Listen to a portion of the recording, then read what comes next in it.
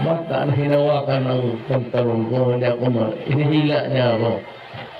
Sabi ko, anong anak, bakit?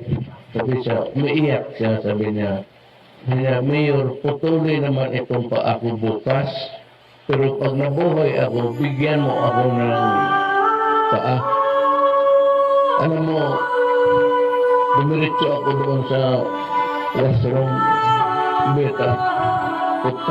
Umiyak talaga ako, pero hindi ko pinahalata. Halata na nakapula ang mata ko. Pinaligan ko ang bata, sabi ko, tandaan mo. Pag wala akong maibigay sa iyo ng paa, itong isang paa, ipalipat ko sa iyo. Yan ang tandaan mo. Correct.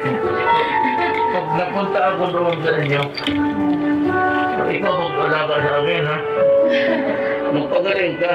Sir, salamat po talaga, sir. Huwag po kayo magbabago. Itlog. Ang importante yung binakubiran mo ang hindi matanggal. Pag yan ang tinanggal, putang yan. Kasi ako iiyak.